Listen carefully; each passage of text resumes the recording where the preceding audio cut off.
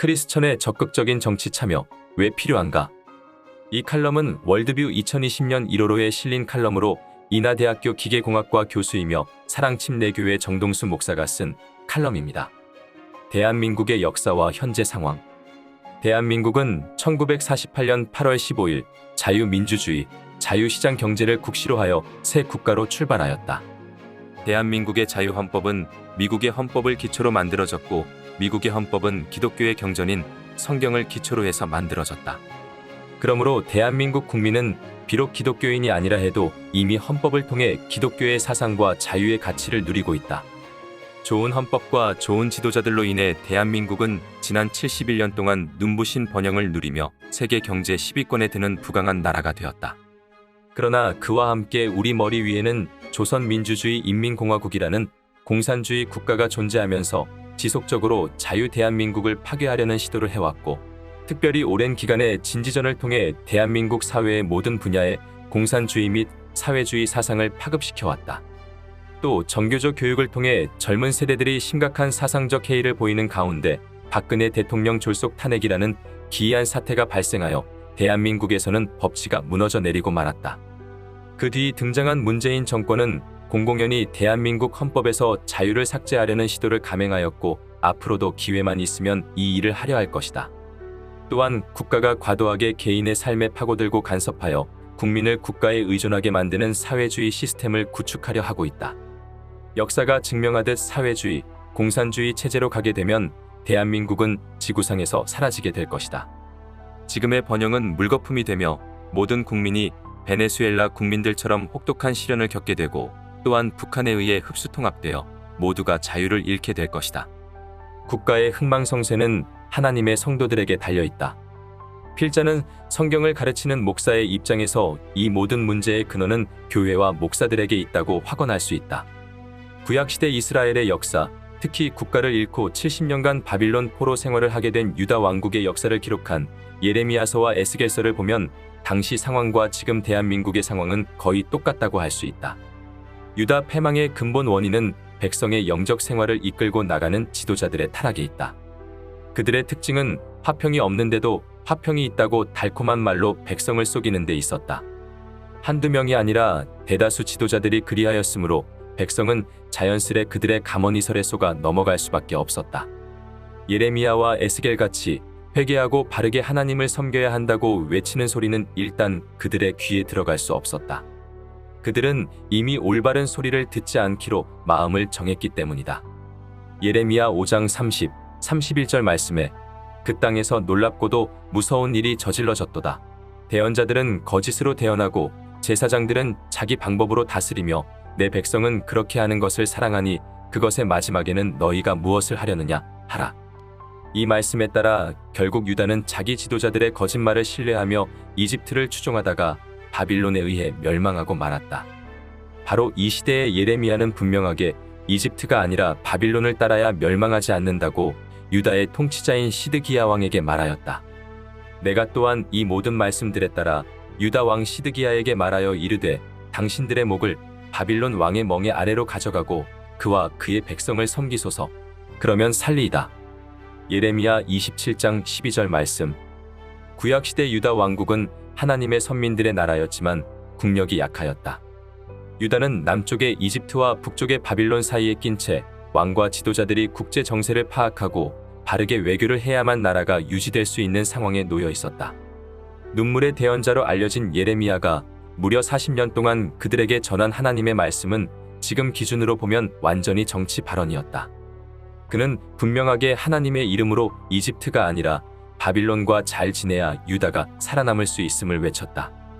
그러나 대다수 국민들과 제사장들 그리고 왕은 이집트와 예루살렘 성전을 신뢰하다가 결국 바빌론의 느부갓네살 왕에 의해 멸망당하고 성전은 초토화되어 여우 같은 들짐승들의 거처가 되고 말았다. 외세에 둘러싸인 대한민국이 살 길. 약소국 대한민국은 지금 유다와 동일한 상황에 놓여 있다. 일제 36년 식민 지배를 거치면서 우리는 우리 힘이 아니라 미국, 소련 같은 외세에 의해 해방을 맞이하였고 그 결과 남과 북이 둘로 나뉘게 되었다.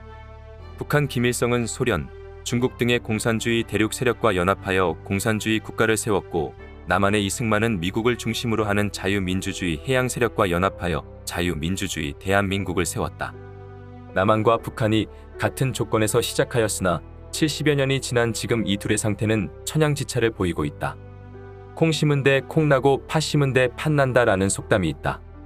북한은 사회주의, 공산주의와 더불어 어버이 수령동지를 숭배하는 종교를 심었고 그 결과 2018년 기준 국민 1인당 총소득 1200달러, 온 국민의 자유 박탈이라는 사악한 열매를 거두었다. 반면에 대한민국은 자유민주주의 시장 경제와 더불어 양심의 자유를 허용하는 체제를 심었고 그 결과 2018년 기준 국민 1인당 총소득 3만 달러, 온 국민의 번영이라는 열매를 거두었다.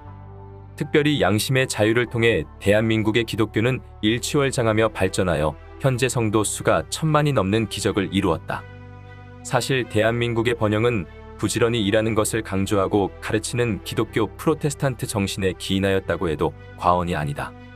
그런데 지난 몇십 년 동안 대한민국에서는 마르크스 레닌주의자들을 제거하지 않고 약자로 보고 방치해 둔 결과 사회 곳곳에 이들이 영향력을 미치며 대한민국 체제를 바꾸고 대륙권의 공산주의 사회주의 국가들과 연합하려는 시도를 하기에 이르렀다. 즉 대한민국이라는 선박은 먹고 사는 문제는 성공했지만 그것의 근간인 체제를 지키는 일을 게을리하다가 얼마 되지 않는 주사파 세력들에 의해 나라가 전복될 위기를 맞고 있다. 다시 말해 2600년 전 유다 왕국에 일어난 일이 그대로 대한민국에서 재현되고 있다. 약소국인 대한민국이 살아남기 위해서는 미국, 일본, 캐나다, 호주, 영국 등을 중심으로 하는 자유민주주의 해양 세력과 동맹을 유지해야 하는가?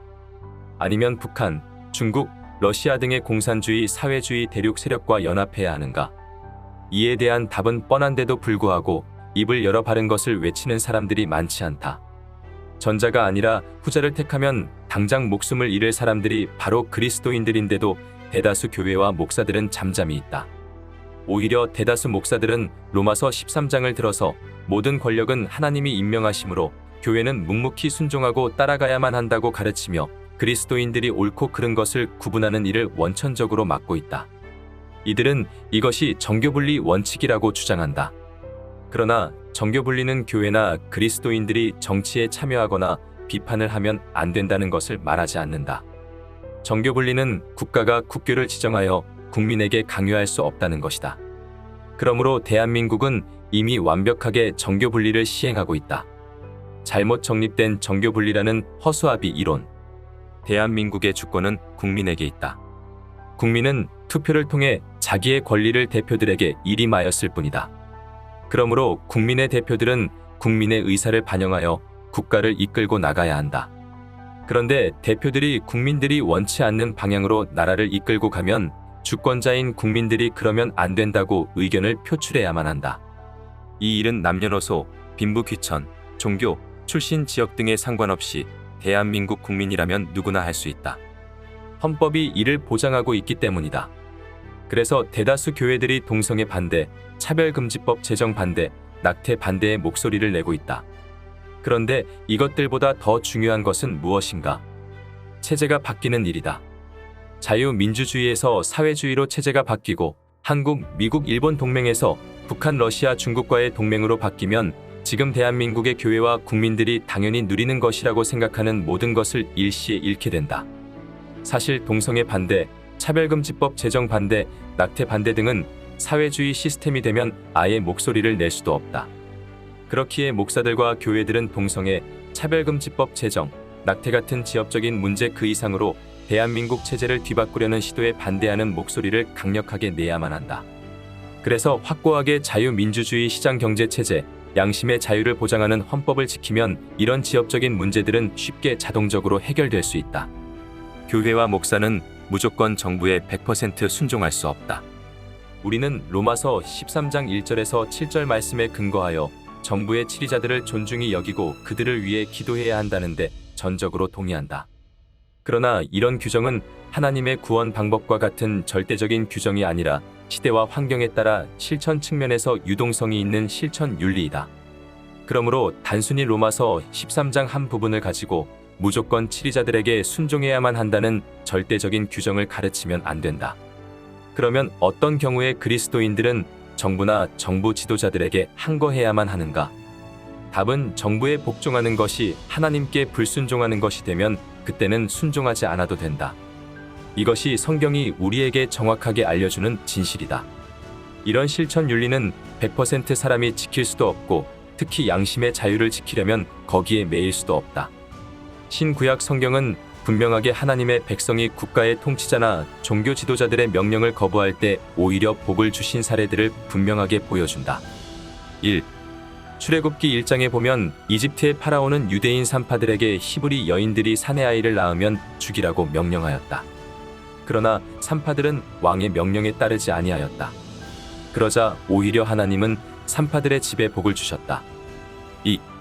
다니엘서 3장에 보면 느부갓네살 왕은 두라 평야에 커다란 형상을 세우고 사드락, 메삭, 아벳느고에게 그 신상 앞에 엎드려 경배하라고 요구하였으나 그들은 왕의 명령에 순종하지 않았다. 그 결과 그들은 용광로 속에 던져졌으나 오히려 하나님은 하나님의 아들 같은 형체의 존재를 보내셔서 그들을 구원하시고 그들을 존귀한 자들로 삼아주셨다. 3.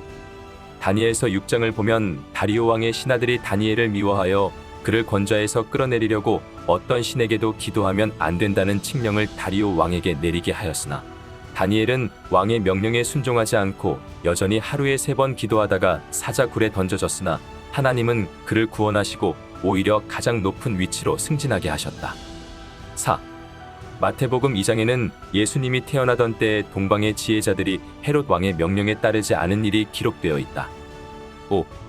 침례자 요한은 헤롯 왕이 자기 동생의 아내를 취하는 것을 볼 때 면전에서 그를 책망하였다. 6. 초대 기독교가 확립될 때 사내들인 공회 지도자들은 제자들이 복음을 선포하지 말 것을 명하였으나 제자들은 이에 굴하지 않고 복음을 선포하였고 하나님은 이들의 일에 복을 주셔서 결국 복음이 온 세상에 퍼지게 되었다. 히브리서 11장은 구약시대 믿음의 사람들의 행적을 보여주며 하나님을 기쁘게 하는 믿음이 무엇인지 한 점의 의혹도 없이 명확하게 보여준다. 모든 권력에 순종하라고 말하는 성경은 동시에 왕의 명령에 불복종한 사람들을 믿음의 사람들로 명기하고 있다. 모세의 부모는 왕의 명령에 순종하지 않고 모세를 숨겼다. 이것은 그들의 믿음이었다. 모세 역시 왕의 명령을 거부하고 왕의 진노를 두려워하지 아니하고 과감하게 이집트를 버렸다. 이것은 모세의 믿음이었다. 히브리서 11장 23절에서 27절 말씀. 믿음으로 모세의 부모는 그가 태어났을 때에 3달 동안 그를 숨겼으니 이는 그가 특이한 아이인 것을 그들이 보고 왕의 명령을 두려워하지 아니하였기 때문이라.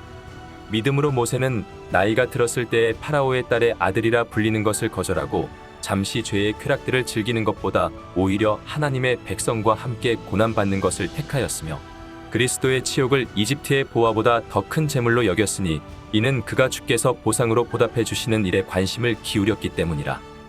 믿음으로 그는 왕의 진노를 두려워하지 아니하고 이집트를 버렸으니 그는 보이지 아니하시는 분을 보는 것 같이 하면서 견디어냈느니라.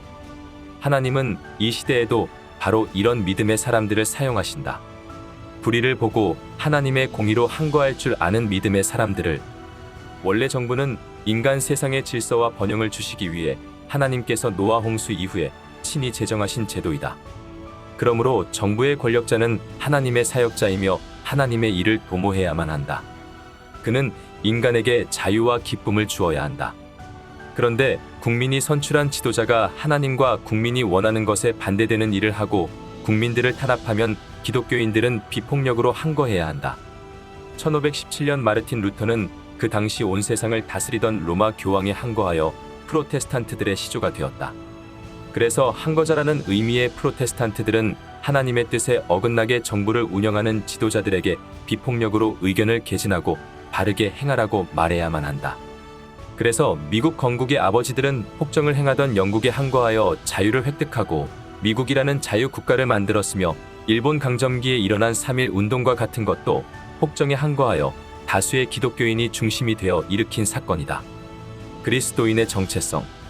우리 주 예수님은 세상에서 살아가는 그리스도인들의 정체성에 대해 다음과 같이 말씀하셨다. 너희는 땅의 소금이지만 만일 소금이 제맛을 잃으면 무엇으로 그것을 짜게 하겠느냐? 그 뒤에는 그것이 아무데도 쓸모없으므로 밖으로 던져져서 사람들의 발밑에 밟힐 뿐이니라. 너희는 세상의 빛이니라. 산 위에 세워진 도시는 숨겨질 수 없느니라.